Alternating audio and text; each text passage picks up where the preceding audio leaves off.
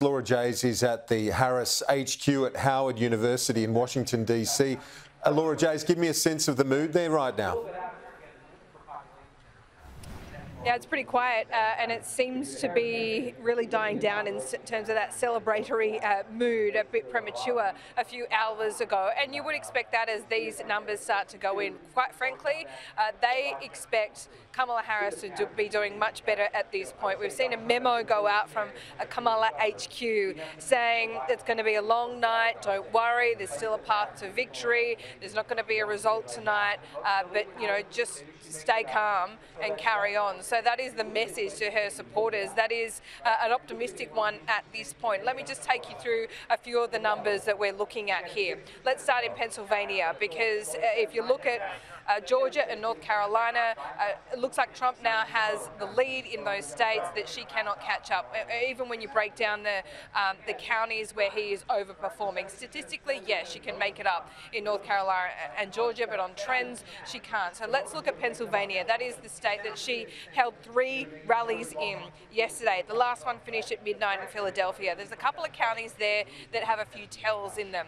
Allentown, one of the places that she held this rally, and Bucks County. Well, she wouldn't be happy with those early results. They are very early results. I will say that. That's the caveat. But still, they are not breaking in any spectacular way for her. So Pennsylvania is as tight as the polls said it was. And there are not a lot of positives coming for her out in the regions. Remember, I said to you earlier, Kieran, that the Trump campaign said that they were really overperforming in the rural areas. Well, there is a little bit of evidence to support that at this point. What Kamala Harris's team will be relying on is those Philly black base Democratic voters that didn't turn up for Hillary. Are they going to turn up for her? Not sure. Joe Biden had the local Philadelphian status about him, and that's what got him over the line. I also want to bring up one more thing, because I want to talk about Dearborn again. Remember, I was in Michigan. I was in this a place called Dearborn just a couple of days ago. This is the largest Arab population in America. They have been reliably Democrat for as long as they've been settled there. The Gaza war changed everything. They were frustrated with the way the White House and the administration had handled the response, Kamala Harris being a part of that. The Dearborn precinct numbers are in early. Trump is outperforming by a large scale. The third-party candidate, who's essentially a Green, is coming in behind Trump, and Kamala Harris and the Democrats are a distant third in that precinct. So I invite you to look at the numbers there as they come in, but that is quite telling. I mentioned the mood here, Karen. Nauseously optimistic. They're still saying that to me here, but they're a lot quieter than they have been. This is what a few of the rusted-on Kamala supporters told me just half an hour ago.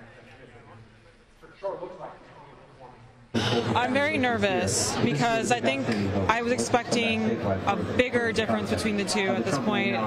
It's very close, and I don't like that. Well, we knew it'll take a while. We know it's going to be close. We may not know tonight. I think she's doing very well. She just reported in that she's winning Virginia.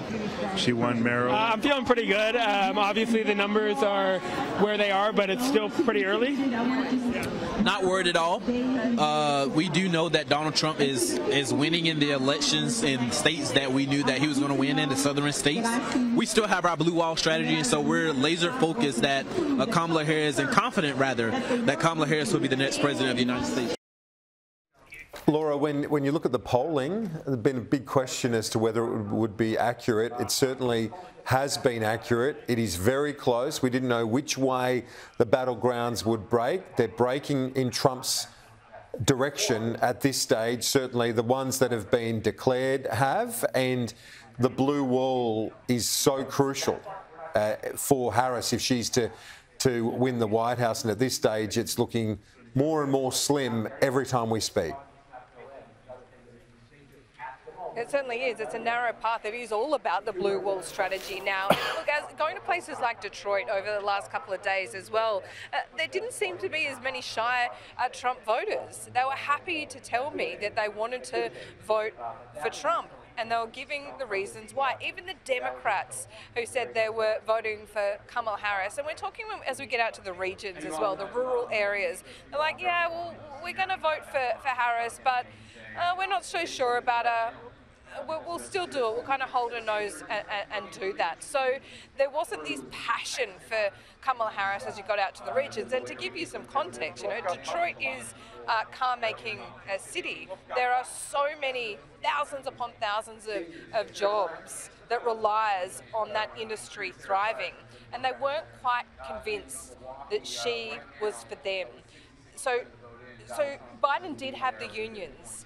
That union support, Kamala didn't have. We had the mayor of Dearborn, even, as I mentioned before, a Democrat.